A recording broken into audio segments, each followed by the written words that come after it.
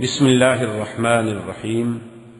منہج corporation Jeddah برائے production و ڈسٹریبیوشن آپ حضرات کی خدمت میں قصص الانبیاء کا مبارک سلسلہ پیش کرنے کی سعادت حاصل کر رہا ہے۔ اب آپ اس مبارک سلسلے کا 22واں حلقہ سماعت فرمائیں۔ وہ ان تفاصیل میں نہیں جانا چاہتا کہ نام کیا تھا، باپ کا نام کیا تھا، نسب کیا تھا، حسب کیا تھا، کہاں کے رہنے والے تھے۔ کوئی کتاب انصاب تو نہیں ہے، تو انصاب کی کتابوں میں ویسے موجود ہیں، آپ کتاب الانصاب اٹھا کے پڑھ لیں۔ اللہ کا قرآن تو ایک ایسی کتاب ہے نا، اگر آپ کبھی غور کریں اور سوچیں۔ میں نے اسی طرح اسی سفر میں ایک بڑے یعنی عالمی میڈیا کو ایک سبب ہو گیا تھا انٹرویو کا، تو اس میں بھی میں نے ایک بات کی جو الحمدللہ اللہ کی توفیق سے، ورنہ بندہ تو کچھ نہیں کہہ سکتا۔ تو ان کو بھی میں نے کہا آپ یہ مجھے بتائیں، اور اس کے بعد بھی آپ اگر قرآن کو اور اسلام کو نہ مانیں تو بڑی زیادتی ہوگی، آپ انصاف کی بات کریں کہ یہودیت ہم سے پہلے موجود ہے، عیسائیت ہم سے پہلے موجود ہے، حضرت عیسیٰ علیہ السلام بھی پہلے گزرے، موسیٰ علیہ السلام بھی پہلے گزر گئے۔ اس کا مطلب ہے یہودیت بھی پہلے تھی اور عیسائیت بھی ہم سے پہلے تھی، اسلام تو بعد میں آیا۔ اسی طرح اگر ہم دیکھیں وثنیت، جیسے آپ کا ہندو ازم ہے، بتوں کی عبادت، یا بدھ مت ہیں یا یدھ مت ہیں، تو یہ بھی قدیم ہے، یہ بھی ہم سے پہلے۔ نوح علیہ السلام کے زمانے میں بھی تو بت پوجے گئے نا، ودن و سواعا و یغوث و یعوق و نسرا، تو یہ بھی ہم سے پہلے۔ تو میں نے کہا کہ جب آپ لوگ جو ہیں، یہودیت تھی، نصرانیت تھی، اچھا عباد شمس بھی پہلے تھے کہ حضرت ابراہیم علیہ السلام کو باقاعدہ ان سے مناظرہ کرنا پڑا، آپ قصہ ابراہیم علیہ السلام میں سن چکے کہ فلما رأى الشمس بازغة قال هذا ربي هذا اکبر۔ عباد الشمس بھی تھے۔ عباد النار جنہیں آج کل آپ پارسی کہتے ہیں، مجوسی، یہ بھی پہلے سے۔ میں نے کہا آپ نے کبھی اس بات پہ غور کیا ہے کہ جب یہودیت کا ایک ایسا زور تھا اس زمانے میں کہ ان کا نبی ان میں موجود ہے، کلیم اللہ موجود ہے، عیسائیت جب اپنے عین عروج پہ تھی کہ حضرت عیسیٰ علیہ السلام خود موجود ہیں زمین پہ، اس وقت آپ لوگوں نے یا کسی بھی قوم نے یہ چاند پہ جا کے ڈیرے نہیں ڈالے، انہوں نے ستاروں کو مسخر کرنا نہیں سیکھا، کسی نے ایٹم بم نہیں بنایا، کسی نے میزائل ٹیکنالوجی ایجاد نہیں کی، کسی نے جناب لہروں کے ذریعے آوازوں کو منتقل نہیں کیا، کسی نے یہ ٹی وی ایجاد نہیں کیا۔ یہ ساری ترقی، سارا معراج کہ آپ کے صواريخ، اور اس کے بعد جناب خلاؤں میں اسٹیشن اور فضاؤں میں اسٹیشن اور زمین دوز اور پانی کے اندر آب دوزیں، اور یہ ساری چیزیں، یہ ساری ترقی تو ہوئی ہے حضور کے آنے کے بعد۔ اس سے پہلے آپ نے کیوں نہیں کی یہ ایجادات؟ اگر یہودیوں میں اتنی قابلیت تھی تو پہلے کر رہے تھے، اگر عیسائیوں میں اتنی لیاقت تھی کہ آج اگر وہ اپنی جدید ٹیکنالوجی پہ فخر کرتے ہیں اور ابھرتے ہیں اور اچھلتے ہیں اور ساری دنیا کو اپنا زیر نگیں اور زیر تسلط رکھنا چاہتے ہیں، تو یہ آج سے اسلام کے آنے سے پہلے کیوں نہیں کر سکے آخر؟ تو اس کے دو وجوہات۔ ایک وجوہات یہ ہے کہ جو لوگ سورج کو خدا سمجھیں، چاند کو خدا سمجھیں، تاروں کو خدا سمجھیں، تو خدا کے اوپر چڑھنے کے لیے کیسے جائیں؟ ان کے عقیدے میں تو وہ خدا ہے، متصرف الامور ہے، تو اس کو کیسے تابع کریں، مسخر کیسے کریں؟ جن لوگوں کے عقیدوں کے اندر یعنی ان کے دماغوں کے اندر یہ بات بیٹھی ہوئی ہے کہ بھئی یہ سارا نظام فلکی جو ہے دراصل یہی متصرف ہے، یہی سیارات ہیں، اسی سے سب کچھ ہوتا ہے، یہی نظام کو چلانے والے ہیں، تو وہ تو اس کے تابع ہو گئے، تو ان کو تسخیر کیسے کریں؟ یہ تو احسان ہے امت پر محمد مدنی صلی اللہ علیہ وسلم کا اور اسلام کا کہ اس نے آگے بتایا کس چکر میں پڑے ہوئے ہو، خالق ہوتا ہے تو مخلوق ہے، یہ تو کچھ ہی نہیں، یہ تو تمہارے لیے ہے، اللہ نے تمہارے لیے پیدا کی ہے، اللہ نے بتایا زمین تمہارے لیے ہے، آسمان تمہارے لیے ہیں، فضائیں تمہارے لیے ہیں، ہوائیں تمہارے لیے ہیں، چاند سورج تارے تمہارے لیے، اور تمہارے لیے ہم نے مسخر کر دیے ہیں۔ ایک تسخیر تو یہ ہے کہ تمہیں فائدہ پہنچا رہے، اور ایک تسخیر یہ ہے کہ ایک وقت آئے گا کہ ہم ان کو اپنے تابع بھی کر سکیں۔ تو یہ احسان تو قرآن نے کیا، یہ احسان تو قرآن نے کیا جب آپ کو بتایا کہ ارسل علیہم طیرا ابابیل، کہ ایک چھوٹا پرندہ آ کے ایک چھوٹا کنکر مارتا ہے اور ہاتھی تباہ ہو جاتے ہیں، تو آپ ذرے تک جا پہنچے۔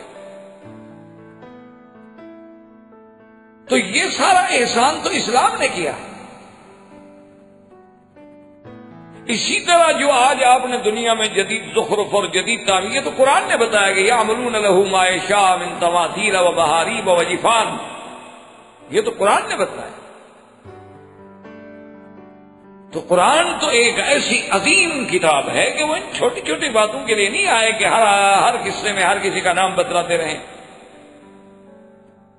کیونکہ نام سے مقصد ہی کوئی نہیں۔ مقصد تو اصول ہوتا ہے نا، جیسے محاورہ ہے کہ مقصد کام سے ہے، بھائی تمہیں آم کھانے سے مطلب ہے یا پیڑ گننے سے مطلب ہے؟ ایک محاورے میں کہا جاتا ہے کہ بھی درخت گنتے رہو گے یا آم کھانا چاہتے ہو؟ آم کھاؤ بس، تم علم حاصل کرو جو اللہ تمہیں دینا چاہتے۔ تو اس لیے اللہ نے دونوں کے نام نہیں دیے، نہ یہاں خضر کا نام ہے اور نہ یوشع ابن نون کا نام ہے، لیکن مفسرین کا اس پہ اجماع ہے کہ فتح سے مراد یوشع ابن نون ہے اور عبدا من عبادنا سے مراد حضرت خضر۔ اب یہ سمجھیں کہ سیدنا خضر علیہ السلام کو خضر کیوں کہا جاتا تھا؟ تو بعض علماء کرام یہ فرماتے ہیں کہ سرسبز و شاداب، آپ کہتے ہیں نا بھئی یہ درخت تو ماشاءاللہ بڑا سبز ہے، بڑا اخضر ہے، تو آپ کو بھی اللہ نے ایسا جمال دیا تھا کہ آپ کا نشاط جو ہے اس وجہ سے آپ کو خضر کہا گیا۔ اور بعض علماء فرماتے ہیں کہ نہیں، خضر کا معنی دراصل یہ تھا کہ آپ کو اللہ نے یہ عظمت دی تھی کہ آپ اگر کسی قطعے میں کسی سوکھی گھاس پہ بھی گزر جاتے نا، وہ بھی تازہ ہو جاتے۔ یعنی اگر آپ کسی سوکھی جگہ بیٹھ گئے، نیچے گھاس تھی اور سوکھی تھی، بالکل اٹھے تو تازہ ہو گئی، سبز ہو گئی، کہیں سے گزر گئے تو وہ تازہ ہو گئی، تم نے کانٹوں کو چھوا اور گلستان کر دیا۔ اس لیے ان کا لقب جو ہے وہ حضرت خضر۔ اب اللہ تبارک و تعالیٰ نے موسیٰ علیہ السلام کو حکم دیا کہ حضرت خضر کے پاس جائیں، اور یہ بات بھی یاد رکھ لیں کہ حضرت خضر میں بھی دو اختلاف ہیں۔ ایک تو یہ اختلاف ہے کہ کیا وہ نبی تھے یا ولی تھے۔ بعض علماء اس طرف چلے گئے ہیں کہ وہ ولی تھے، اور اسی سے بعض جاہل لوگوں نے پھر عقیدے گھڑ لیے کہ ولی کا مرتبہ اتنا بڑا ہوتا ہے، دیکھو جی اور نبی بھی اس کے دروازے میں سیکھنے آتا ہے، تو پیر تو پھر پیر ہوا نا۔ اس سے جاہل اپنے عقیدے گھڑتے ہیں، بناتے ہیں باتیں جو ان کے عقل میں آ جاتی۔ اللہ ہدایت دے ہمیں بھی اور انہیں بھی۔ جیسے روافض کا عقیدہ ہے کہ نبی سے بھی امامت کا مرتبہ بڑا ہے، حضرت علی امام ہے، حضور تو نبی ہے۔ ان کے عقیدے میں بھی یہ بات ہے کہ درجہ امامت جو ہے وہ درجہ نبوت سے بڑا ہے۔ اب بھی اسی لیے ان کے ہاں یہ غیبوبت کبریٰ کا زمانہ ہے کہ امام جو ہے وہ غائب ہے، ابھی وہ غار میں ہے، ابھی آئے نہیں۔ اس لیے یہ بڑی نمازیں ہوں، کوئی عیدین ہوں، جمعے ہوں، تو وہاں بھی یہ ایسا کرتے ہیں کہ مصلی خالی رکھتے ہیں، ادھر کھڑے ہو کے نماز پڑھیں گے، جو تو امام کے لیے جگہ خالی ہے نا، امام صاحب غار سے آئیں گے تو کھڑے ہوں گے۔ بہرحال یہ الگ ابحاث ہیں، زندگی رہی تو کبھی ایسے موضوعات پر بھی بات کریں گے۔ تو بار صورت یہ ہے کہ اختلاف ہے کہ بھی وہ ولی تھے یا نبی تھے، لیکن ایک مسئلہ ہمیشہ یاد رکھیں، اصل تو یہ بات سمجھ لیں کہ کسی بڑے کا چھوٹے سے کوئی علم حاصل کرنا عیب نہیں ہوتا، اس میں شان میں کوئی کمی نہیں آتی، کوئی مسئلہ نہیں ہوتا۔ کئی باتیں تھی حضور صلی اللہ علیہ وسلم صحابہ سے پوچھ رہے تھے، تو اب اس کا مطلب یہ تھوڑا ہے کہ صحابی کا شان بڑھ جائے گا، حضور نے اس سے مسئلہ پوچھا ہے۔ کئی ایسے بڑے بڑے اجلہ صحابہ ہیں، جلیل القدر صحابہ ہیں، جو حضرت ابن عباس چھوٹے تھے لیکن بڑے آ کے ان سے مسئلہ پوچھتے۔ اسی لیے محدثین نے باقاعدہ باب باندھے ہیں کتابوں میں، تعلیم الاکابر عن الاصاغر، بڑوں کا چھوٹوں سے پڑھنا، تو اس سے کوئی شان میں کمی نہیں آتی۔ اچھا، اسی طرح کبھی ہوتا ہے امامت المفضول علی الفاضل، کہ جو مسجد کا امام بن گیا اتفاق سے، تو اس سے بڑا عالم پیچھے کھڑا ہے، کوئی حرج نہیں، نماز ہو جائے گی۔ کہ جیسے سرکار دو جہاں سیدنا ابو بکر کے پیچھے آئے، سرکار دو جہاں حضرت عبد الرحمن بن عوف کے پیچھے آئے، تو اب عبد الرحمن بن عوف یا صدیق رضی اللہ عنہما کا شان کوئی نبی سے تو بڑا نہیں ہوتا۔ اتفاق ہوتا ہے، ایک عالم بعد میں آیا، ایک آدمی جو عالم نہیں تھا وہ نماز پڑھا رہا تھا، تو یہ نہیں ہم کہیں گے کہ وہ عالم کھڑا رہے گا کیونکہ آگے غیر عالم کھڑا ہے۔ تو اس لیے حالانکہ اگر ولی بھی ہوں تو اس کا مطلب یہ نہیں ہوتا کہ نبی کی شان کم ہو جاتی ہے، یہ تو امتحان ہے۔ چلو اگر ہم مان لیں کہ بھی نبی پیروں کی اور ولیوں کی شان اتنی بڑی ہے کہ نبی ان کے دروازے پہ آتا ہے، تو رہبر تو آپ کا مچھلی کو بنایا گیا، پھر مچھلی سے بھی نعوذ باللہ مچھلی کا شان زیادہ ہوتا ہے۔ تو یہ جہالت ہوتی ہے، اللہ کے قرآن کو کبھی بدلنا نہیں چاہیے۔ بہرحال موسیٰ علیہ السلام چل پڑے۔ حضرت خضر کے بارے میں راجح قول، ایک بات یاد رکھیں کہ راجح قول یہ ہے کہ وہ نبی، کیونکہ قرآن کا اسلوب یہ بتلاتا ہے علمناہ من لدنا علما، انبیاء کو ہی علم ہے جو اللہ براہ راست دیتے، ورنہ غیر نبی تو علم پڑھ کے حاصل کرتا ہے۔ دوسری بات یہ ہے کہ حضرت خضر نے آخر میں جا کے کہا تھا کہ ما فعلتہ عن امری، میں نے اپنے امر سے تو کچھ نہیں کیا، تو اللہ کا حکم ہے، تو اللہ کا حکم پہنچنا نبی کے پاس۔ اور تیسری بات یہ ہے کہ اگر ولی ہوں تو ولی کشف و کرامات کے اعتبار سے ایسا کام نہیں کر سکتا جو شریعت میں بظاہر جائز نہ ہو۔ وہ کیسے کر سکتا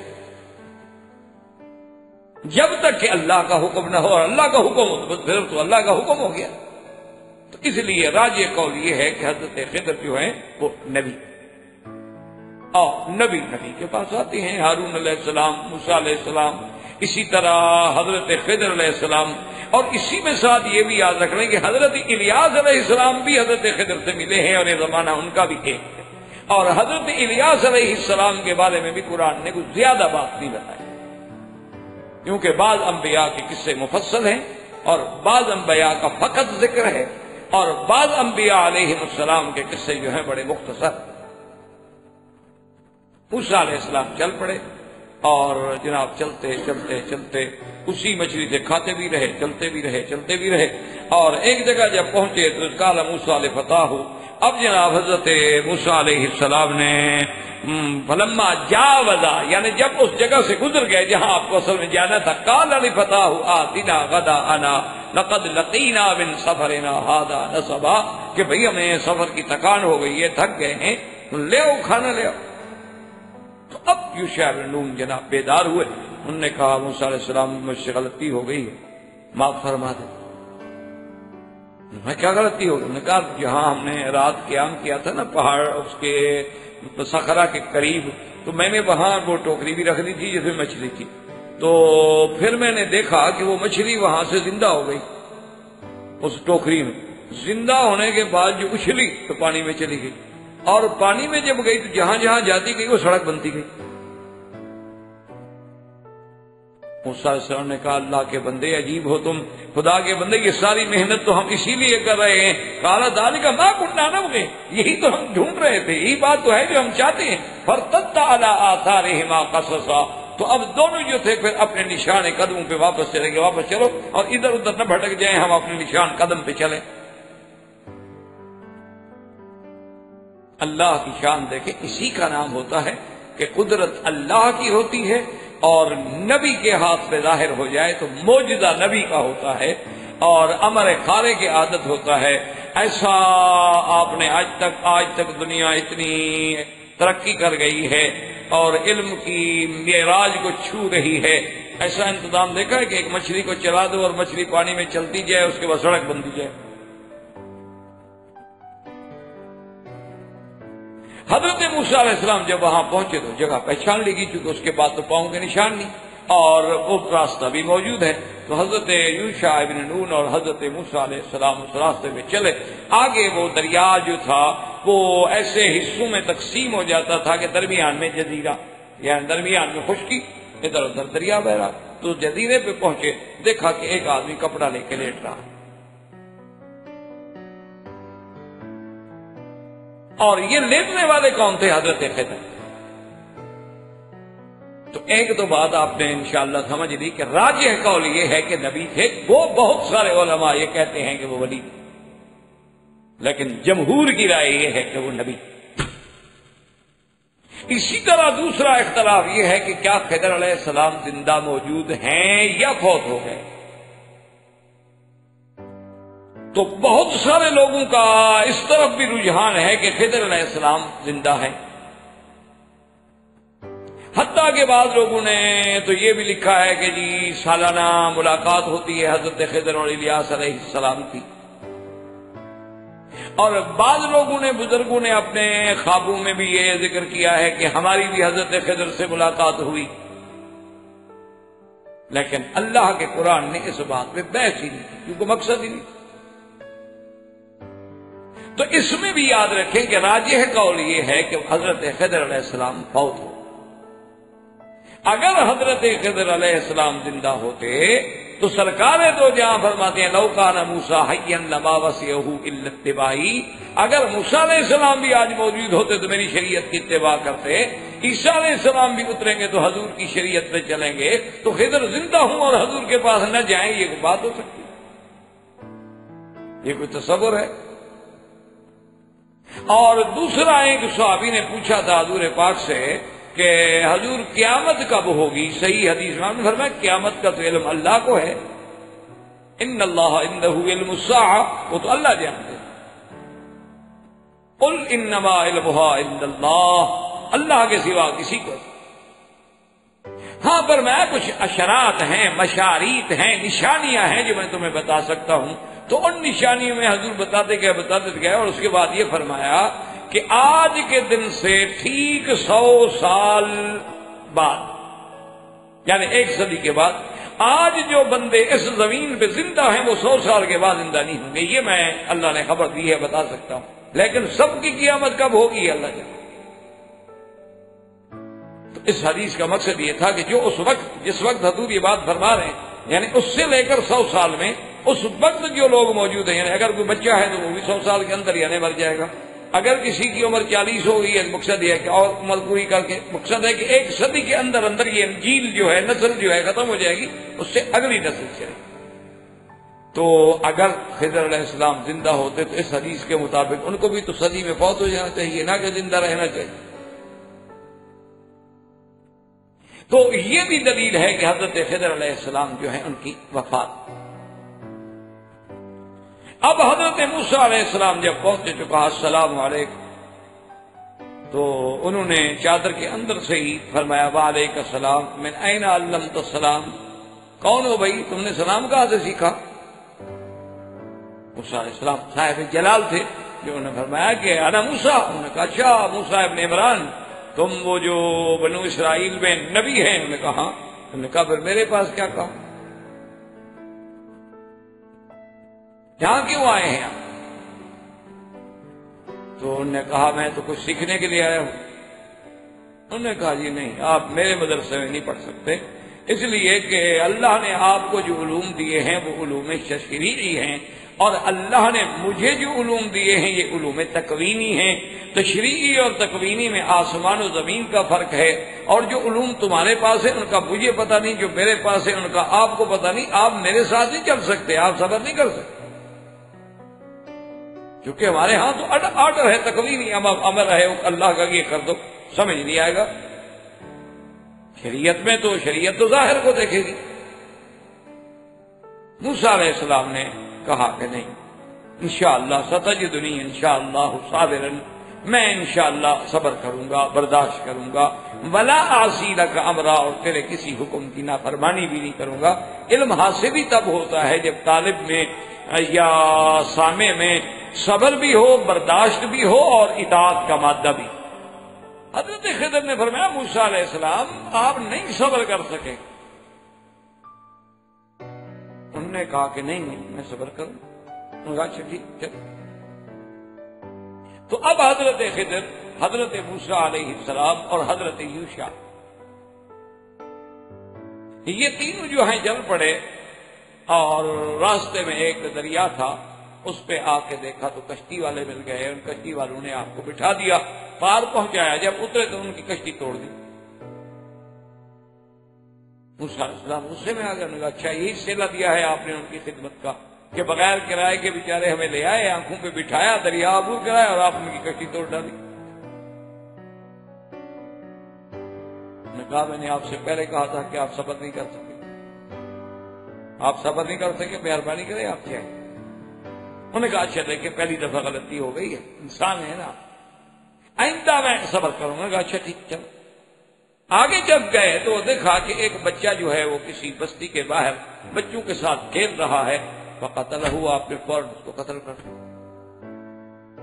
موسیٰ علیہ السلام تو جلال میں آگے کہا قتلت نفسا زکیۃ بغیر نفس لقد جئت شیئا نکرا، عجیب آدمی ہو، بغیر کسی گناہ کے ایک بچے کو مار دیا، قتل اور قتل انسانی۔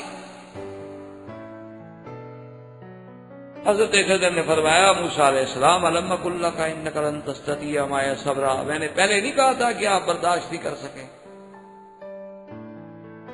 میں نے کہا اچھا دیکھیں اب دو غلطیاں ہو گئی، ایک موقع اور مجھے دے، اگر میں پھر صبر نہ کر سکوں نا تو پھر میں چلا جاؤں گا، پھر میرا رہنا مشکل۔ میں نے کہا چلو ایک موقع ہم آپ کو اور۔ وہاں سے تشریف لے گئے حتیٰ اذا اتیا اہل قریۃ استطعما اہلھا فابوا ان یضیفوہما، ایک بستی پہ گزرے، بعض علماء لکھتے ہیں مورخین کہ اس بستی سے مراد انطاکیہ کی بستی ہے، لیکن اللہ عالم، قرآن نام نہیں لیتا۔ حضرت موسیٰ علیہ السلام کو بھیجا آپ نے کہ جا کے بستی والوں سے کہیں کہ ہم مسافر ہیں، اور یہ شرعاً ہر مسافر کا حق ہوتا ہے اگر کسی بستی پہ گزرے تو وہ اپنے کھانے کے لیے، رہنے کے لیے ان کو کہہ سکتا ہے، اور ان کے ذمے بھی شرعاً یہ فرض ہے کہ ہر آنے والے مہمان کا لحاظ رکھیں۔ حضرت موسیٰ علیہ السلام نے دو چار آدمیوں سے بات کی کہ ہم مسافر ہیں اور مہربانی کریں، ہم نے رہنا بھی ہے اور کھانے وغیرہ کی۔ انہوں نے کہا ہمارے پاس کچھ نہ رہنے کی جگہ ہے نہ کھانے کی، جائیں آپ مہربانی کریں آگے بستی مل جائے گی۔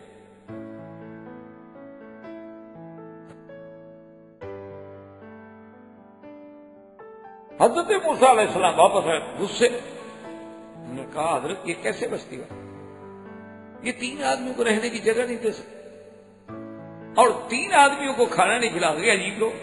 تو حضرت خضر چل پڑے، راستے میں جا رہے تھے کہ ایک دیوار تھی لیکن وہ تھوڑی مائل ہو چکی تھی، اندازہ یعنی ہو رہا تھا کہ اب یہ آ رہی ہے تو گر نہ جائے۔ تو حضرت خضر علیہ السلام نے ہاتھ سے سیدھا، جب وہ دیوار سیدھی ہو گئی تو موسیٰ علیہ السلام پھر جوش کا، دیکھا عجیب بات ہے، یہ بستی والوں نے ہمارے ساتھ یہ سلوک کیا ہے کہ ہمیں کھانے کو بھی نہیں دیتے، اور آپ جو ہیں جناب مہربانی کر کے ان کی دیواریں بنا رہے ہیں، مزدوری کر رہے ہیں۔ قال لو شئت لاتخذت علیہ اجرا، پھر ہم بھی ان سے مزدوری لیتے دیوار ٹھیک کرنے کی۔ جب ان کا اخلاق یہ ہے کہ ہمیں کھانا نہیں دیتے، اور خدا کی شان ہے، تاریخ میں یہ واقعہ آتا ہے کہ اسی بستی کے لوگ جب صحابہ قرآن جمع کر رہے تھے تو صحابہ کے پاس آئے اور آگے کہنے لگے کہ قرآن شریف میں ہے نا کہ حضرت موسیٰ جب آئے فَأَبَوْا أَن يُضَيِّفُوهُمَا، اگر مہربانی کر کے اس با کا نقطہ اوپر لگوا دو نا، فَأَتَوْا أَن يُضَيِّفُوهُمَا، ہمارے لیے تو ناک کٹنے والی بات ہے، کہتے ہیں عجیب بستی تھی جو نبی کو بھی کھانا نہیں کھلایا۔ تو یہاں تو ہے نا ابو، انکار کیا، اگر نیچے سے نقطہ اٹھا لو اوپر ڈال دو، فَأَتَوْا، ہم تو آئے تھے دعوت دینے کے لیے، انہوں نے قبول نہیں کی، تو ترجمہ ہی بدل جائے گا۔ صحابہ نے کہا عقل کرو، ہم اللہ کے قرآن میں تو بدل کریں۔ یہ یہود کی صفت ہو سکتی ہے لیکن اصحاب محمد مصطفیٰ کی صفت نہیں۔ ہمارے یہاں تو زبر اور زیر کا بھی فرق نہیں آ سکتا. لا یزید ولا ینقص، لا یغیر ولا یبدل ولا یحرف. قرآن محفوظ. تو بہرحال حضرت موسیٰ علیہ السلام نے جب کہا کہ آپ نے اچھا نہیں کیا، لو شئت لاتخذت علیہ اجرا، اگر آپ چاہتے تو آپ کچھ لیتے اس سے مزدوری. تو حضرت خضر نے فرمایا کہ موسیٰ علیہ السلام بس آپ کی اور میری انتہا ہو گئی. ھذا فراق بینی و بین، اب آپ کا اور میرا ساتھ چلنا بہت مشکل ہے.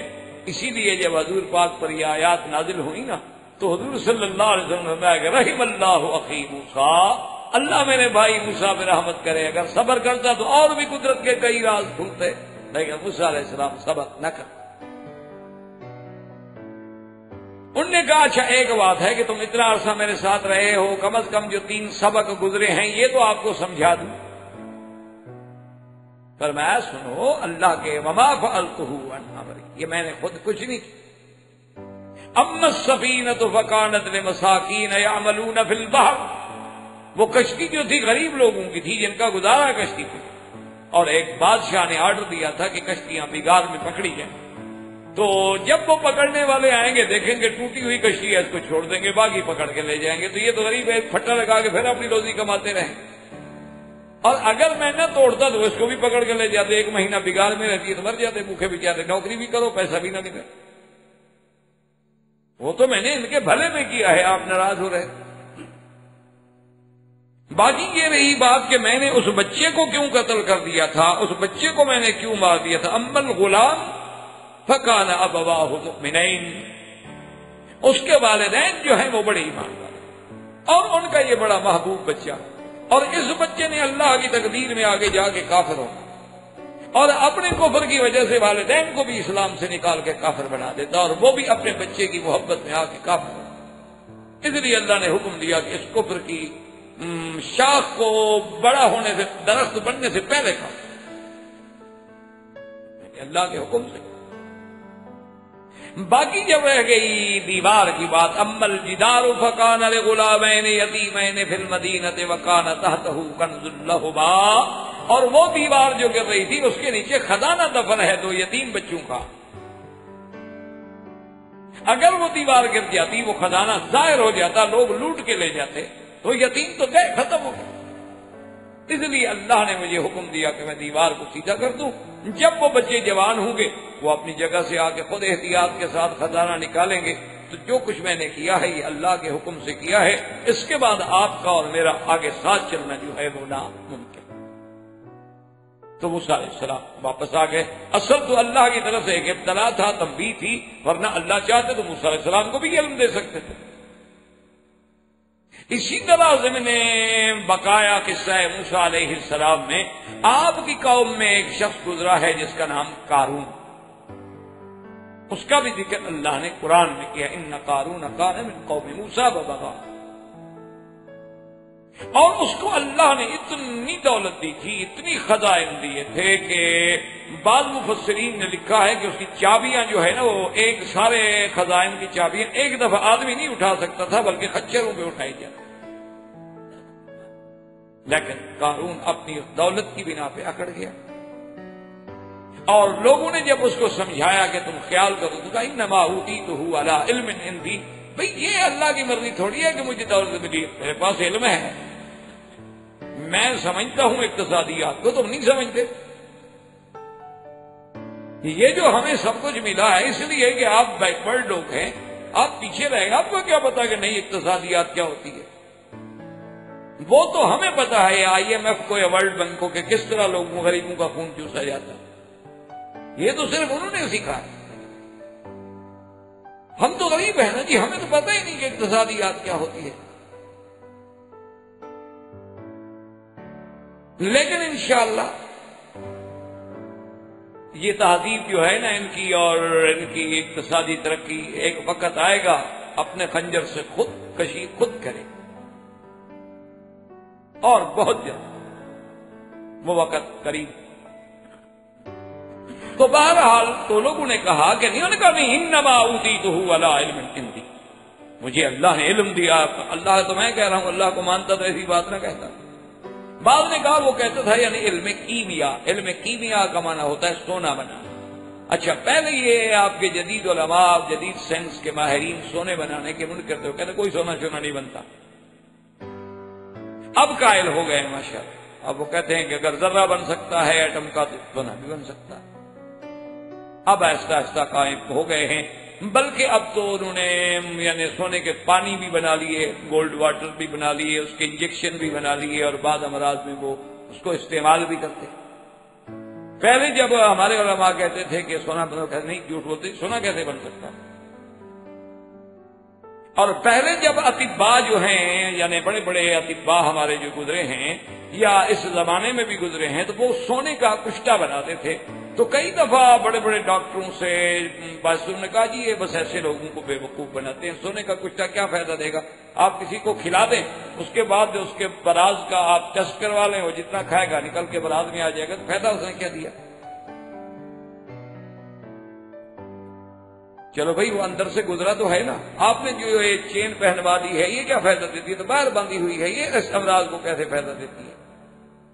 اس کا مطلب ہے کہ معدنیات کے ٹچ کرنے سے بھی کوئی فائدہ ہوتا ہے، اور وہ معدنیات جب اندر سے گزر کے جا رہی ہے تو معدے میں ہر جگہ سے خون سے گزرتے ہوئے پہنچ رہی ہے اپنے مقام پہ، کیلوس و کیموس میں، تو فائدہ اس کا کیسے نہیں ہوتا؟ بہرحال کچھ عرصے کے بعد وہ بھی ماننے کے شریف لوگ ہیں، بات مان لیتے ہیں۔ پہلے خود کہہ دیتے ہیں یہ گولی بہت مفید ہے، اور پھر کہہ دیتے ہیں خیال رکھنا کینسر پیدا ہوتا ہے اس سے۔ یہ ان کے علوم کی ترقی، انشاءاللہ وہی آ جائیں گے، فکر نہ کریں۔ افسوس یہ ہے کہ ہم مسلمان نہیں، ورنہ یہ تو چور ہیں، انہوں نے تو سارا غرناطہ اور اسپین سے کتب خانوں سے ہمارا علم لے کے اب ہمیں آ کے دکھا۔ یہ تو جاہل تھے جب علماء کے پاس، جب ہمارے دجلہ جیسے دریا ہماری کتابوں کی سیاہی سے سیاہ ہو جاتے تھے، اس وقت تو پورا یورپ جاہل تھا۔ یہ تو جنگلی تھے، وحشی لوگ تھے، ان کو تو پتہ ہی نہیں تھا تمدن کیا ہوتا ہے۔ بہرحال یہ ہے کہ حضرت موسیٰ علیہ السلام کے زمانے میں وہ قارون تھا، اس نے بھی افتخار کیا، لیکن اللہ تبارک و تعالیٰ نے ایسی سزا دی، فَخَسَفْنَا بِهِ وَبِدَارِهِ الْأَرْضَ۔ اللہ نے حکم دیا کہ قارون کو بنائے، اس کے محلات کے زمین میں دھسا دیا۔ اس لیے حدیث میں آتا ہے کہ وہ زمین میں دھستا چلا جا رہا ہے، حتیٰ کہ قیامت تک دھستا رہے گا۔ اب بعض علماء کہتے ہیں کیا یہ تیہ کے بعد آیا یا تیہ کے پہلے آیا، لیکن راجح قول یہ ہے کہ یہ مصر کا واقعہ، کیونکہ میدان تیہ میں تو خیمے تھے، گھر تھا ہی کسی کا نہیں، تو گھر کیسے نیچے چلا گیا؟ میدان تیہ میں تو یہ من و سلوہ کھانے کے محتاج تھے، وہاں کون سی دولت تھی ان کے پاس؟ یہ مصر کا واقعہ تھا۔ یہ بھی اللہ نے دکھایا کہ بعض فرعون طاقت کے اعتبار سے، حکومت کے اعتبار سے فرعون بن جاتے ہیں، اور بعض لوگ جو ہیں وہ دولت کے اعتبار سے فرعون بن جاتے ہیں، لیکن انجام دونوں کا ہلاکت و تباہی کے سوا کچھ نہیں ہوتا۔ ایک پانی میں غرق ہوا، ایک کو اللہ نے خشک زمین میں غرق کر۔ اب سیدنا موسیٰ علیہ السلام کی وفات کے بعد اللہ نے حضرت یوشع ابن نون کو بھی نبوت عطا فرما دی، اور حضرت یوشع ابن نون کی قیادت میں اب وہ نسل جو تھی نا جی، وہ پہلی نسل جو تھی وہ تو گزر گئی، جو جہاد سے منہ موڑنے والے تھے، جنہوں نے جہاد سے منہ موڑا تھا، انکار کیا تھا، وہ تو 40 سال تیہ میں 40 سنۃ یتیہون فی الارض، 40 سال تک جناب وہاں سرگردان رہے۔ تو لازمی بات ہے کہ ان کا اگر کوئی بچہ بھی پیدا ہوا ہو اس زمانے میں تو 40 سال کا ہو گیا، اگر کوئی 10 سال کا تھا تو 40 سال اور گزر گیا تو 50 کا ہو گیا۔ تو اس لیے اب نئی نسل جو تھی، وہ نئی جیل جو تھی، وہ اللہ نے پیدا کر۔ اسی لیے میں کبھی کبھی قرآن پڑھ کے سوچتا ہوں نا، تو اپنے کشمیر کے ہمارے بھائی ڈاکٹر بھی ہیں اور دوست بھی ہیں، اکثر ہماری ملاقاتیں رہتی ہیں الحمدللہ، تو ان کو میں کہتا ہوں بھی معلوم یہی ہوتا ہے کہ تم بھی 40 سال سے گزر گئے،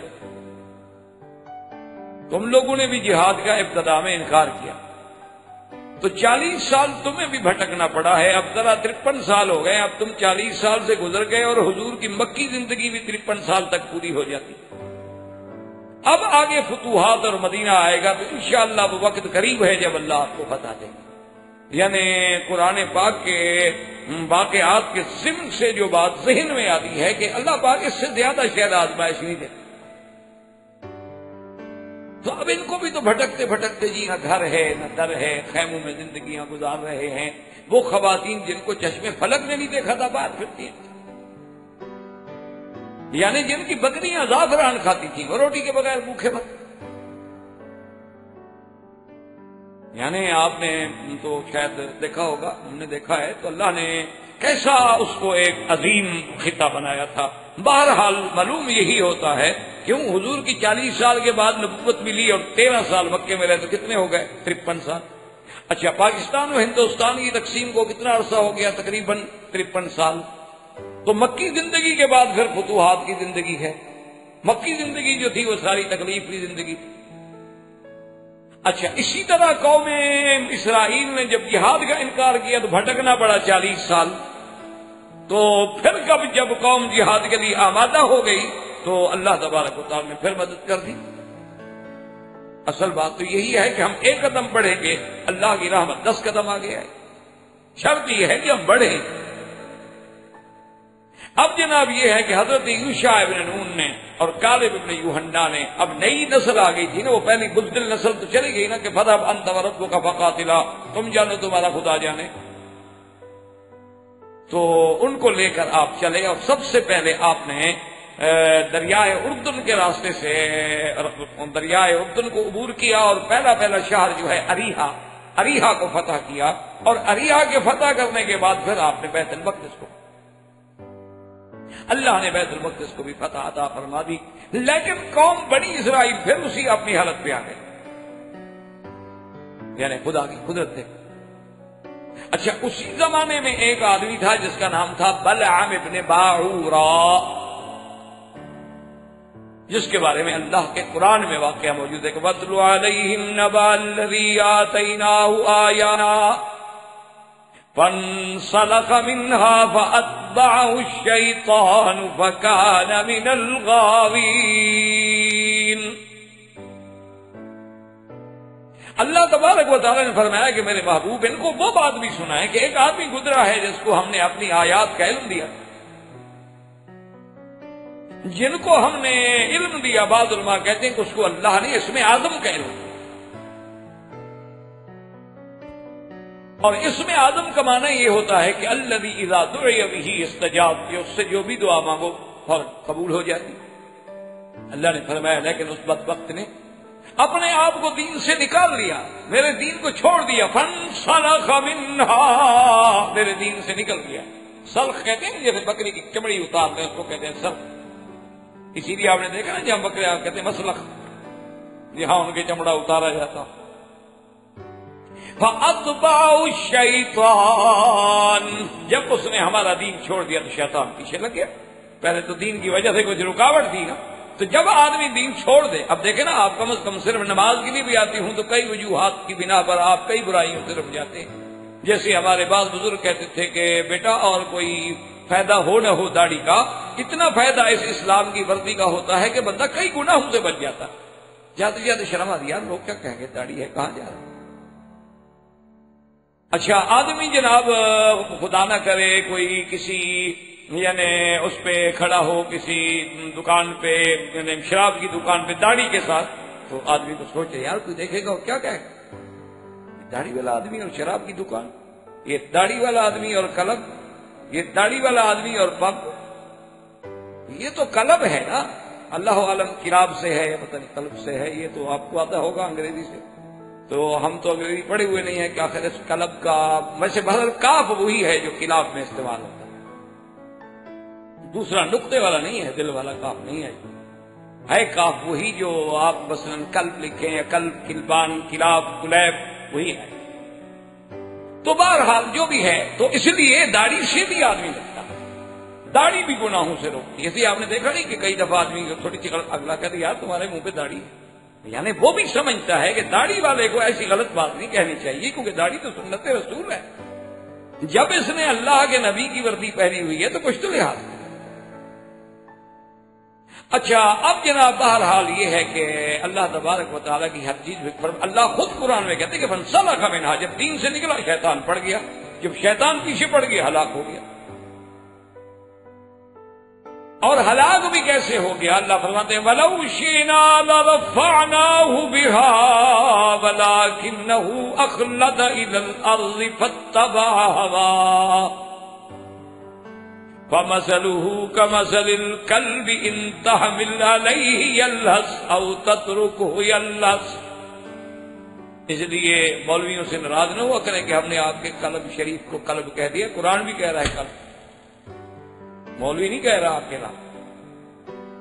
بعض اوقات ہوتا ہے نا جی نوجوانوں کو غصہ آتا ہے جی کلب ہماری بڑی مقدس جگہ ہے بیٹھنے کی، ملنے کی، میٹنگز کی، انڈور آؤٹ ڈور گیمز کی، اور پتہ نہیں کیا کیا گیمز ہوتی ہیں، گیم تو وہاں بہت ساری ہوتی ہیں۔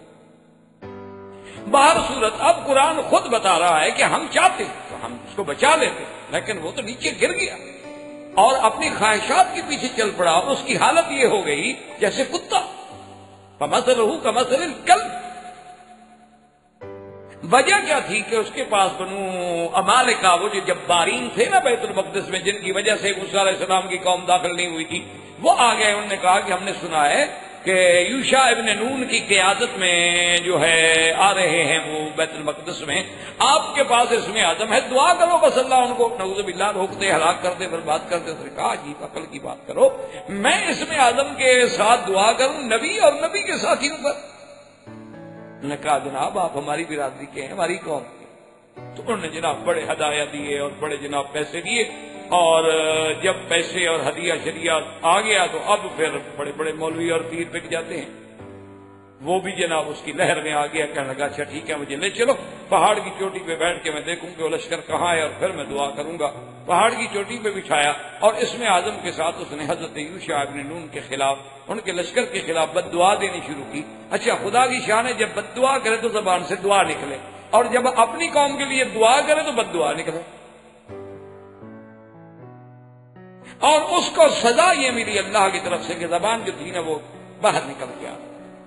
اور تمام دنیا کے جانوروں میں واحد خسیس جانور جو ہے وہ کتا ہے جس کی زبان باہر نکلی ہوتی ہے، ورنہ ہر آدمی کی زبان ہر حیوان کے اندر ہوتی ہے۔ ان تحمل علیہ یلحظ وان تترکہ یلحظ، اللہ نے فرمایا کتا ایسی بدبخت چیز ہے، اس کو دوڑاؤ ڈراؤ بھگاؤ تب بھی زبان باہر نکال کے سانس لیتا ہے، ہانپتا ہے، ویسے بیٹھا ہوا ہو تو پھر بھی زبان نکال کے ہانپ رہا ہے۔ تو اللہ نے اس کو بھی سزا دی کہ اس کی بھی زبان باہر آ گئی۔ اب اس کے بعد پھر اس نے کوشش کی دوبارہ ان کو گمراہ کرنے کی، کہنے لگا اپنی عورتوں کو اچھا میک اپ کرا کے سنگار کرا کے میں تو برباد ہو گیا، میرا تو اسم اعظم بھی گیا اور ایمان بھی گیا اور ہر چیز بھی، لیکن چلو ان کے خلاف میں رستہ بتاتا ہوں تمہیں جیتنے کا، کہ اپنی عورتوں کو سنگار کراؤ اور بنی اسرائیل کے لشکر میں بھیج دو، اگر وہاں کچھ لوگوں نے زنا کر لیا نا وہ پھر برباد ہو جائے۔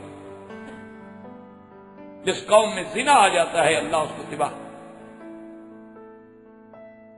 چاہے وہ انفرادی ہو یا اجتماعی ہو۔ الزنا یخرب البنا، زنا جو ہے وہ گویا عمارت کو، خراب تعبیر کو تقریب میں ڈال دیتا ہے۔ اور اسی طرح اللہ معاف کرے، اللہ معاف کرے، اللہ معاف کرے، یہ بھی روایات میں آتا ہے کہ جب زانی کسی عورت سے، لڑکی سے کسی ناجائز طریقے سے زنا کرے تو یہ دماغ میں ضرور رکھ لے کہ اس کا بدلہ میرے خاندان سے ضرور لیا جائے گا، میرے خاندان سے بھی زنا ہوگا۔ جیسے میں کسی کی عصمت سے کھیل رہا ہوں، میری عزت و عصمت سے بھی کوئی کھیلے گا، اللہ بدلہ لیتے ہیں اور دنیا میں لیتے ہیں۔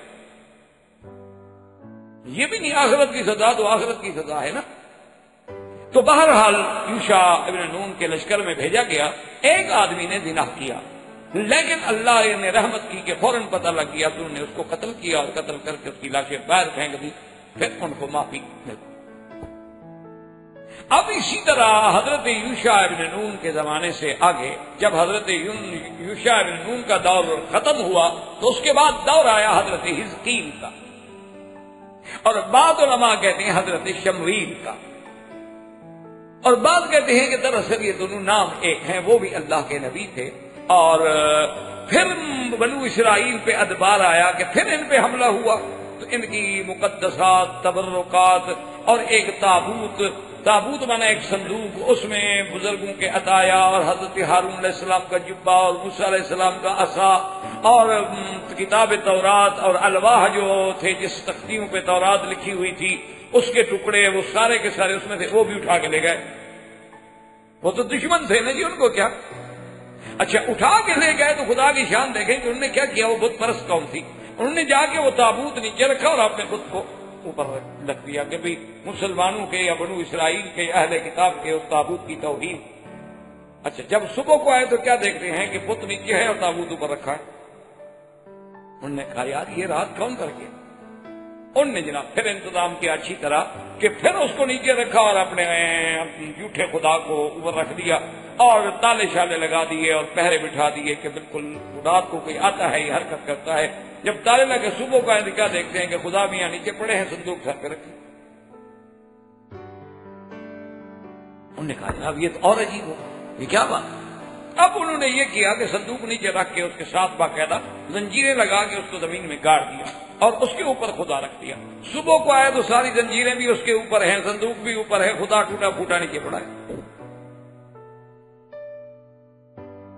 تو بہرحال اب حضرت حزقیل علیہ السلام کا جب دور آیا تو انہوں نے اعلان کیا اپنی قوم کو کہ جہاد کے لیے تیار ہو جاؤ۔ اس قوم سے ہم نے جہاد کرنا ہے جو تابوت لے کر چلی گئی اور جس نے بیت المقدس کی توہین کی،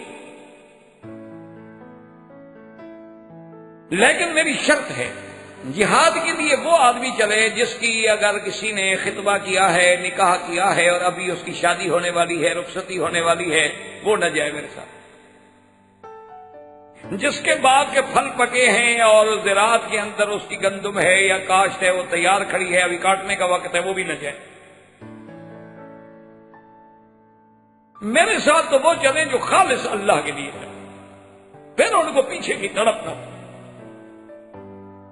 انہوں نے کہا ٹھیک ہے، تو آپ ایک لشکر لے کے چل پڑے، اور اس سے پہلے خدا کی شان یہ ہے کہ ایک لشکر جو ہے اس میں سے کچھ لوگ نکلے نافرمانی کرتے ہوئے کہ جی ہم نہیں جاتے جہاد پہ، وہ نکلے تو ان پر موت آ گئی۔ اللہ تبارک و تعالیٰ کے امتحان ہیں۔ اب حضرت حزقیل علیہ السلام جو ہیں ان کو اپنے لشکر کو لے کر اللہ کے راستے میں چل، اور جب آگے چلے تو انہوں نے حضرت قرآن مجید میں یہ بھی آتا ہے کہ حضرت آپ حزقیل نے دعا کی کہ یا اللہ یہ جو لوگ مر گئے ہیں سزا کے طور پہ ان کو دوبارہ زندگی عطا فرما دے۔ ان کو بھی اللہ نے دوبارہ زندگی عطا فرما دی۔ اب آپ نے ان سے کہا کہ اب تو تم تیار ہو جہاد کے لیے؟ انہوں نے کہا جی بالکل تیار۔ اب جب تیار ہو گئے تو جب لشکر سارا تیار ہوگا، وقال لهم نبيهم ان اللہ قد بعث لكم طالوت ملکا۔ اللہ کے نبی نے فرمایا کہ یہ طالوت جو ہے نا یہ تمہارا بادشاہ ہے، یہ تمہارا بڑا ہے، اس کی دیر انہوں نے کہا نہیں یہ تو غریب آدمی ہے، اس کو ہم کیسے مان لیں؟ انہوں نے کہا غریبی کی بات نہیں، اللہ نے اس کو علم دیا ہے، اللہ نے اس کو شان دی ہے، اور پھر اس کی نشانی یہ ہے کہ اس کی قیادت میں جب تم جاؤ گے تو تم دیکھو گے کہ وہ تابوت جو تمہارا چوری ہو گیا تھا نا وہ خود بخود واپس ہو جائے گا۔ تو جب وہ واپس آ جائے تو سمجھ لینا کہ میرا بادشاہ طالوت جو ہے سچا ہے۔ اللہ کی شان ہے کہ قدرت نے وہ جب انہوں نے دیکھا نا اس قوم نے کہ جب بت کے نیچے رکھتے ہیں تو بت کے اوپر آ جاتا ہے، پھر بت کے نیچے رکھتے ہیں بت کے اوپر آ جاتا ہے، تو انہوں نے ایک جناب بیلوں کی ریڑھی لے کے اس کے اوپر سوار کر کے اس کو بیت المقدس کی طرف بھیجے اور کہا ہمارے پاس ہو ہی نہ کچھ ہے۔ تو اب خدا کی شان یہ ہے کہ طالوت ابھی لشکر لے کے نکلے اور تابوت پہنچ گئے۔ اب قوم کو تسلی ہو گئی کہ بھی جو بات کی تھی وہ تو ٹھیک ہے۔ تو حضرت طالوت علیہ السلام نے ایک فیصلہ کیا، فلما فصل طالوت بالجنود قال ان اللہ مبتلیکم بنہر۔ آپ نے فرمایا کہ دیکھو سوچ لو، اب ہم جب گزریں گے آگے تو ایک نہر آئے، اور جس بندے نے اس نہر سے پانی سیراب ہو کے پی لیا اس کا میری جماعت سے کوئی تعلق نہیں، میں فوج سے نکال دوں گا۔ ہاں کسی نے کوئی جنو بھر کے لے لیا ہاتھ سے تھوڑا سا پیاس بجھانے کے لیے معمولی سی، اس کے لیے تو معافی ہے، لیکن سیراب ہو کے پانی نہیں پینا یہ تمہارا امتحان ہے، اور جو نہیں پیئیں گے وہی میرے ساتھ چلیں۔ اب جناب جب نہر پہ آئے وہ اللہ تبارک و تعالیٰ کا قرآن کہتے ہیں شربوا منہ الا قلیلا منہم، سب نے پانی پی لیا جناب پیٹ بھر کے، تھوڑی سی جماعت باقی رہ گئی۔ بعض کہتے ہیں 80,000 کا لشکر تھا، صرف 4,000 باقی رہ گئے، باقی سب نے پانی۔ اب جناب اس کے بعد آپ تشریف لے گئے، اب وہ کہنے لگے کہ جناب ہم لا طاقت لنا الیوم بجالوت وجنودہ، کہ آگے جو مقابلے پہ لشکر ہے اس کا جو بڑا تھا وہ جالوت تھا، انہوں نے کہا اس کا لشکر بہت طاقتور ہے، اس کے ساتھ ہم مقابلہ نہیں کر سکتے۔ لیکن اللہ کے پیغمبر کی ہدایت کے مطابق حضرت طالوت علیہ السلام نے فرمایا کہ صبر کرو، اللہ تبارک و تعالیٰ کی مدد جو ہے وہ صبر والوں کے ساتھ ہوتی ہے۔ کم من فئۃ قلیلۃ غلبت فئۃ کثیرۃ باذن اللہ، کتنی چھوٹی جماعتیں ہیں جو بڑوں پہ اللہ کی اذن سے غالب آ جاتی ہیں۔ واللہ مع الصابرین، صبر کرو، دعائیں مانگی اور لشکر کو لے کے چل پڑے۔ اچھا جالوت جو تھا وہ اتنا مسلح تھا کہ سر سے لے کر پاؤں تک حدید کی زرہ میں تھا، صرف اس کا یہ چہرہ اور تھوڑا سا حصہ جو تھا وہ خالی تھا۔ تو اسی لشکر میں جو لشکر طالوت لے کے جا رہے ہیں جالوت کے مقابلے پر، اسی لشکر میں حضرت داؤد بھی تھے، اور اس وقت حضرت داؤد علیہ السلام جو ہیں ابھی جوانی ہیں اور نبوت ابھی نہیں ملی، اور ایک مجاہد کی حیثیت میں جہاد میں شریک ہیں۔ تو حضرت داؤد علیہ السلام تو دیکھا کہ بھئی سامنے جالوت لشکر کی قیادت کر رہا ہے، اور وہ تو سارا اس کا لشکر جو ہے وہ زنجیروں میں اور لوہے میں جکڑے ہوئے ہیں۔ تو انہوں نے ان کے پاس تھی غلیل، یہ غلیل تو ہم کھیلتے رہے بچپن میں، تو حضرت نے جناب اس غلیل سے ایسا کس کے نشانہ مارا نہ، سیدھا اس پہ درایا اور گر گیا، وہ مرے۔ یعنی آپ دیکھیں آج اسی غلیل سے لڑ رہے ہیں فلسطینی۔ اللہ کے قرآن نے یہ واقعات ایسے نہیں بیان کیے کہ ہم پڑھیں اور گزر کے، فتح آخر غلیل والوں کی ہونی ہے، یہ لکھ لیں۔ یہ تو ہمیں سزائیں مل رہی ہیں اپنے گناہوں کی، اپنی سیئات کی، اپنے نقض عہد کی، اللہ سے بے وفائی کی، اور اس لیے حب مال کی اور کراہت موت کی، ورنہ فتح تو انشاءاللہ بالکل اسلام کی ہونی ہے۔ الاسلام یعلو ولا یعلی، اسلام پہ کوئی غالب نہیں آ سکتا۔ تو اب جناب آپ نے جب مارا حضرت داؤد علیہ السلام، اس کو لگا تو جالوت گر گیا، جب جالوت گر گیا فوج بھاگ گئی اس کی۔ انہوں نے کہا جب ہمارا بادشاہ مر گیا تو اب لڑنے کا کیا فائدہ؟ اس دور میں تو یہ ہوتا تھا نا کہ بس بادشاہ مر گیا فوج بھاگ جاتی تھی ڈر کے۔ تو اللہ تبارک و تعالیٰ نے طالوت علیہ السلام کو فتح عطا فرمائی، اور سیدنا داؤد علیہ السلام کا نام جو ہے وہ عظمت کے ساتھ، اور ساری قوم جناب حضرت داؤد کے پیچھے پڑ گئی ہے، ماشاءاللہ ان کی وجہ سے فتح ہو گئی نا اللہ تبارک و تعالیٰ نے۔ تو اب اس کے بعد انشاءاللہ قصہ سیدنا داؤد اور سلیمان علیہ السلام زندگی باقی، واللہ تعالی اعلم وعلمہ اتم۔ برادران اسلام، واجب الاحترام بزرگوں، دوستوں، بھائیوں، عزیز نوجوانوں، قصص الانبیاء علیہم الصلاۃ والسلام کے ضمن میں ہم نے یہاں تک تلاوت کیا تھا کہ جب حضرت شمویل علیہ السلام نے جالوت کے مقابلے کے لیے ارادہ فرمایا اور طالوت کو انہوں نے اپنا فوج کا سربراہ بنا کے جنگ کے لیے بھیجا، تو حضرت طالوت علیہ السلام کے لشکر میں حضرت داؤد علیہ السلام بھی شریک تھے، بلکہ حضرت داؤد علیہ السلام کے ساتھ ان کے 6 بھائی اور بھی شریک تھے اس جہاد میں، جو طالوت علیہ السلام کی قیادت میں وقت کے ظالم بادشاہ جالوت کے خلاف کیے تھے۔ اور جالوت کیونکہ ایک زرہ پوش انسان تھا، لیکن حضرت داؤد علیہ السلام نے اسے غلیل میں رکھ کے ایسا پتھر مارا کہ اس کے خالی مقام پہ لگا، اور اللہ کی قدرت ہے وہ گرا اور مر گیا، اس کی فوج شکست کھا گئی۔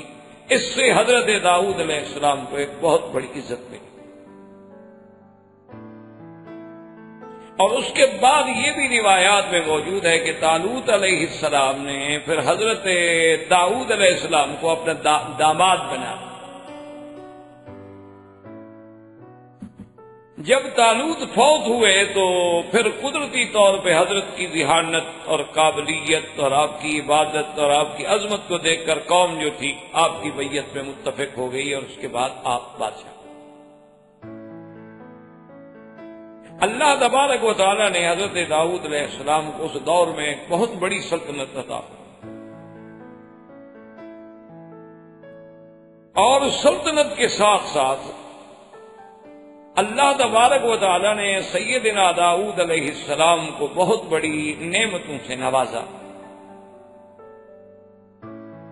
ایک تو اللہ نے حضرت داؤد علیہ السلام کو ایسی آواز عطا فرمائی تھی کہ جو کسی کو نہیں ملی، اور دوسرا اللہ تبارک و تعالیٰ نے پہاڑوں کو اور پرندوں کو ان کو بھی مسخر کر دیا تھا سیدنا داؤد علیہ السلام کے ساتھ، کہ جب آپ صبح و شام زبور کی مناجات تلاوت فرماتے، اللہ کا ذکر کرتے، اللہ کی تسبیح کہتے، تو پہاڑ اور پرندے جو تھے وہ بھی آپ کے سروں پہ سایہ کر کے کھڑے ہو جاتے اور پہاڑ بھی ساتھ تسبیح کہتے۔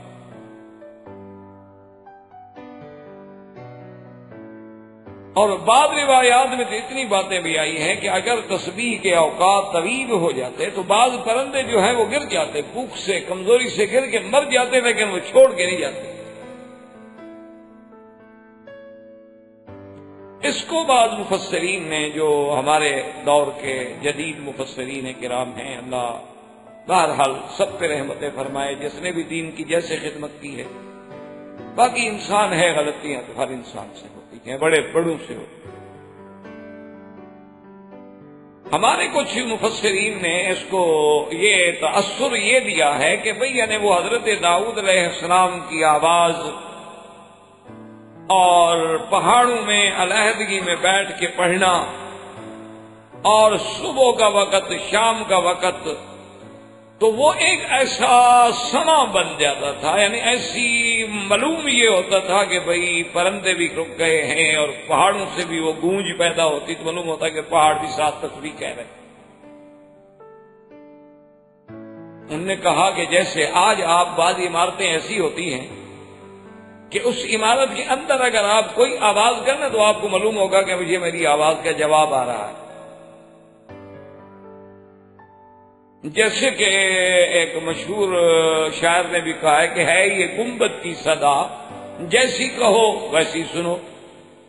تو گنبد نما عمارتوں میں جب آواز دی جائے تو آواز لوٹتی۔ اسی طرح آپ کے ہند میں آپ نے دیکھا ہوگا کہ فتح پور سیکری میں جو محلات ہیں سابقہ شہنشاہوں کے، تو اس دور کے کاریگروں نے وہاں بھی اپنے فن تعمیر کا ایک عجیب کمال دکھلایا ہے، ہر لحاظ سے، تعمیر کے لحاظ سے، پتھر لگانے کے لحاظ سے، شیشے کے کام کے لحاظ سے، اس میں صفائی پیدا، یعنی ہر لحاظ سے وہ ایک نوادرات میں شمار ہوتے ہیں، عجائبات میں شمار ہوتے ہیں۔ تو ان کے عجائبات میں ایک عجوبہ یہ بھی ہے، شاید آپ کو کبھی اتفاق ہوا ہو یا نہ ہو یا اب ہو جائے، کہ آپ جب اس محل کے مین گیٹ سے داخل ہوتے ہیں تو محل تو بہت دور ہے، یعنی جو اصل دروازہ ہے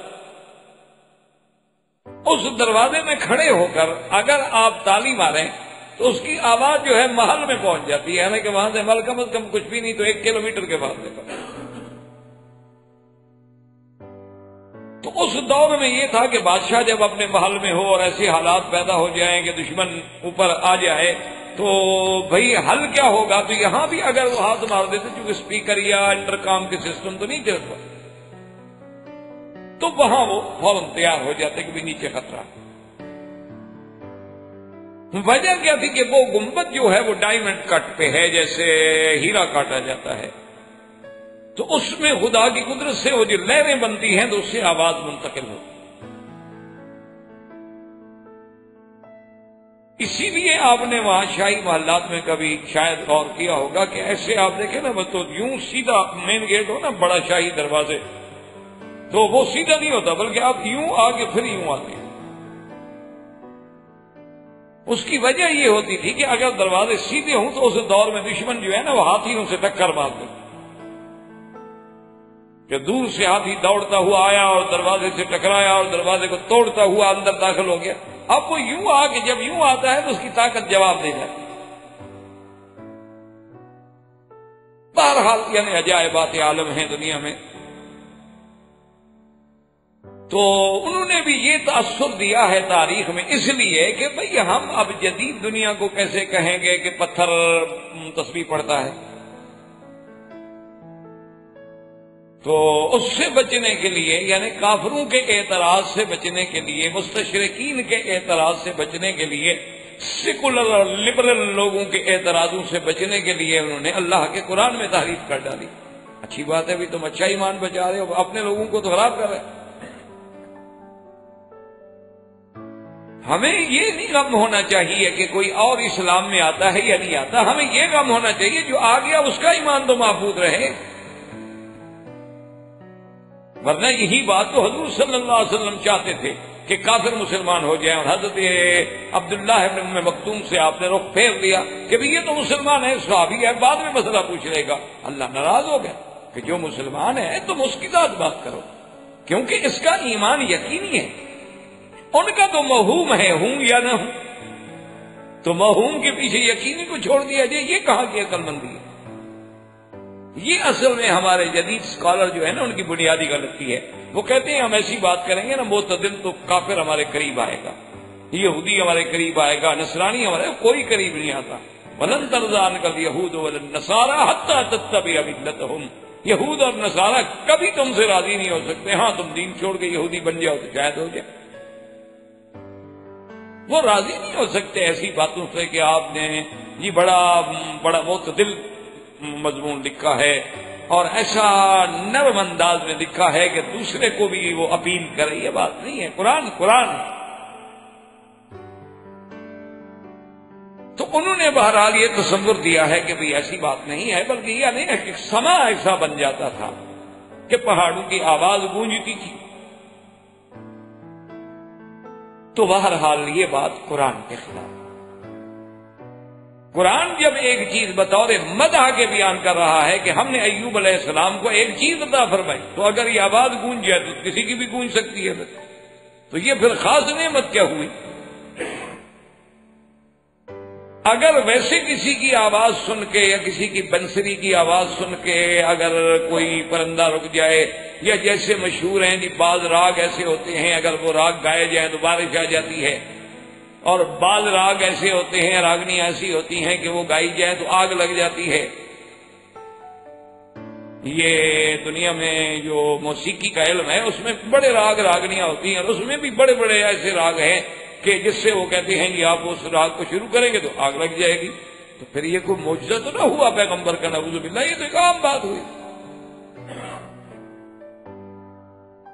اور یہ مشکل ہمیں کیوں پیش آئی کہ ہمارے لیے پتھر کا بولنا کوئی بڑی بات ہوگی؟ بھئی بات یہ نہیں، بات تو ہے اللہ نے بلوایا ہے، ہم تو نہیں بلوا رہے.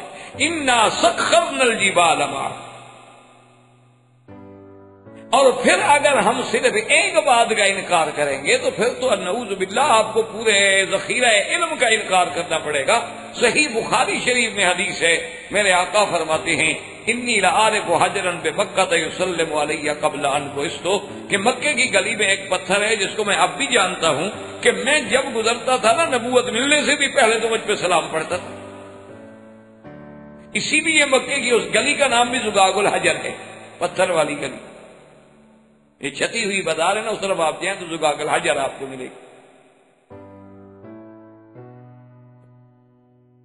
اسی طرح حضور صلی اللہ علیہ وسلم کا یہ فرمانا کہ ھذا جبل یحبنا ونحبہ، کہ یہ جبل احد جو ہے ہم اس کو محبوب رکھتے ہیں اور یہ ہمیں محبوب رکھتا ہے. اگر حضور فرماتے کہ ہم اسے محبوب رکھتے ہیں پھر تو ٹھیک ہے، بھی کسی کو ایک پہاڑ پسند آ جاتا ہے. لیکن حضور نے فرمایا کہ وہ پہاڑ بھی ہم سے محبت رکھتا ہے. تو اگر اس میں شعور نہ ہو تو محبت کا کیا معنی؟ اور پھر قرآن پاک کہتا ہے کہ موسیٰ علیہ السلام نے جب کپڑے رکھے پتھر پہ تو پتھر لے کے بھاگ گیا. پتھر کو کیسے پتہ لگا کہ یہ موسیٰ علیہ السلام کے کپڑے ہیں اور لے کے میں نے بھاگنا ہے؟ اسی طرح حجر اسود کو کیسے پتہ چلے گا کہ وہ قیامت میں شفاعت کرے گا جس لوگوں نے ان کو بوسہ دیا ہے؟ تو یہ تو پھر ہم سارا ذخیرہ حدیث قرآن کا نعوذ باللہ انکار کرتے ہیں، محض یعنی کافروں کو اور جدید سیکولر لوگوں کو راضی کرنے کے لیے. اور قرآن خود کہتا ہے وَإِنَّ مِنْهَا لَمَا يَهْبِطُ مِنْ خَشْيَةِ اللَّهِ، بعض پتھر ایسے ہیں جو اللہ کے ڈر سے پھٹ جاتے ہیں۔ اس لیے یاد رکھیں کہ یہ معجزہ حقیقی تھا کہ جب سلیمان علیہ السلام آپ تسبیح کرتے تو پہاڑ بھی ساتھ مل کے تسبیح، اور اللہ کے آگے یہ بات نہیں ہوتی۔ معجزہ ہوتا نبی کے ہاتھ میں ہے لیکن ہوتا تو اللہ کی قدرت ہے۔ اور اسی سے علماء نے یہ بات بھی پیدا کی کہ جماعت میں جو مل کے ذکر ہوتا ہے وہ کہتے ہیں اس کی برکات و ثمرات ہی اپنی ہوتی ہیں، ورنہ تو ایوب علیہ السلام علیحدہ کرتے رہتے، پہاڑوں کو ساتھ ملانے کی کیا ضرورت؟ کہتے ہیں کیونکہ ید اللہ علی الجماع، اللہ کا ہاتھ جو ہے وہ جماعت پہ ہوتا ہے، اور جماعت میں کوئی ایسا بندہ ہوتا ہے کہ جس کے ذکر کی برکت سے وہ جو اللہ کے ذکر کی نورانیت پیدا ہوتی ہے تو اس کی روشنی باقی لوگوں کو بھی مل جاتی ہے۔ تو بہرحال یعنی پرندے اور پتھر اور یہ سب چیزیں آپ کے تعلق، اور اسی طرح حضرت داؤد علیہ السلام کو اللہ نے یہ معجزہ بھی عطا فرمایا تھا کہ وَأَلَنَّا لَهُ الْحَدِيدَ، اللہ نے آپ کے ہاتھ میں لوہے کو نرم کر دیا تھا کہ ان کو گرم کرنے کی ضرورت نہیں پڑتی، لوہے کو جیسے چاہے موم کی طرح نرم ہے، جو چاہے بنا لیں۔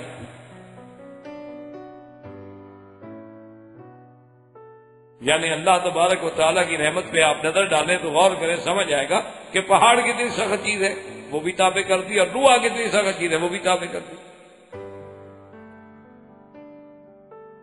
اس لیے بعض روایات میں ہے، روایات تو کتب متقدمہ کی ہیں، اللہ عالم ان کی سیرت کا، کہ جب اللہ نے پہاڑ پیدا کیے زمین پہ تو فرشتوں نے کہا اللہ پہاڑ تو بڑی سخت چیز ہے، اس سے بھی کوئی سخت چیز آپ نے پیدا کی ہے؟ فرمایا ہاں اس سے بھی سخت چیز ہے، لوہا ہے، لوہے سے پہاڑ توڑ دو۔ تو جب لوہا انہوں نے دیکھا تو حیران ہو گئے، کبھی یہ تو اور کوئی سخت چیز ہے جو پہاڑ کو بھی توڑ دے۔ تو نے کہا اللہ میاں آپ نے لوہے سے بھی کوئی سخت چیز پیدا کی ہے؟ فرمایا ہاں بالکل، آگ، لوہے کو آگ میں ڈال دو پانی بنا دے۔ فرشتے اور حیران، نے کہا اللہ میاں پھر آگ سے بھی کوئی بڑی سخت چیز ہے؟ فرمایا ہاں پانی ڈال دو آگ بجھ جائے گی۔ نے کہا اللہ میاں آپ نے پانی سے بھی کوئی سخت چیز پیدا کی؟ فرمایا ہوا چلا دو پانی خشک ہو جائے، اڑ جائے۔ جی میں نے کہا اللہ میاں پھر ہوا سے بھی کوئی بڑی چیز ہے؟ فرمایا انسان، اس کے تابع تو میں پھر ان ہواؤں کو بھی مسخر کر دوں گا، ان پہاڑوں کو بھی، ان آگ کو بھی، ان لوہے کو بھی، سب چیز اس کے ہاتھ میں۔ انسان تو بڑی چیز، اشرف المخلوقات۔ تو اللہ نے یہ معجزہ بھی حضرت داؤد علیہ السلام کو عطا فرمایا تھا کہ لوہا بھی آپ کے ہاتھ میں نرم۔ حضرت داؤد علیہ السلام اس کے ساتھ یاد رکھیں کہ بادشاہ ہونے کے باوجود روٹی مزدوری کر کے کھاتے تھے، زریں بناتے تھے، وہی لوہے کی زریں جو پہنی جاتی ہیں جنگوں میں، اس کو بیچ کے روٹی کھاتے۔ اور حضرت داؤد علیہ السلام نے اپنے اوقات کار کو کچھ ایسا تقسیم فرمایا تھا کہ جس کے بارے میں سرکار دو جہاں صلی اللہ علیہ وسلم نے فرمایا کہ احب الصیام الی اللہ صیام داؤد، اللہ کو بہت زیادہ پسند ہے روزہ داؤد علیہ السلام۔ صحابہ نے پوچھا حضور وہ کیسے؟ فرمایا یصوم یوما ویفطر یوما، ایک دن روزہ ایک دن افطار۔ اور اللہ کی شان دیکھیں کہ عیسیٰ علیہ السلام یصوم یوما ویفطر یومین، سلیمان علیہ السلام ایک دن روزہ رکھتے اور 2 دن افطار کرتے، ان کے روزے کا یہ الگ۔ اور ان کے بعد جو آئے ہیں حضرت سلیمان علیہ السلام کے بعد اللہ کے نبی حضرت عزیر آئے، حضرت زکریا آئے، تو ان کے بارے میں آتا ہے کہ وہ مہینے کے پہلے 3 دن، درمیانے 3 دن اور پھر آخری 3 دن روزے رکھتے۔ اور میرے آقا نے اپنی امت پہ رحمت کی اور شفقت کی اور فرمایا کہ جو بھی مہینے میں صرف 3 روزے رکھ لیا کرے، 13، 14، 15، اور رمضان کے روزے رکھ لیا کرے تو گویا یہی صائم الدہر ہے۔ یا اگر اتنا بھی نہیں کر سکتا تو رمضان اور 6 شوال کے روزے رکھ لے، تب بھی گویا کہ وہ صائم الدہر ہے، اس نے سارا سال روزے رکھے، کیونکہ ایک مہینے کے 30 دن اور 6 وہ ملا کے 36، اور 36 ضرب 10 360 ہو گئے۔ کیونکہ من جاء بالحسنۃ فلہ عشر امثالھا، 10 گنا نیکی تو ملنی ہی ملنی ہے، اس سے زیادہ اللہ جس کو چاہے دے دے۔ تو حضرت داؤد علیہ السلام نے اسی طرح عبادات کے بھی اپنے ٹائم رکھے ہوئے تھے، اور اس میں پھر وہ کسی کی مداخلت کو برداشت نہیں کر سکتے۔ احباب کرام، اس کے بعد اب آپ اس مبارک سلسلے کی CD نمبر 23 سماعت فرمائیں۔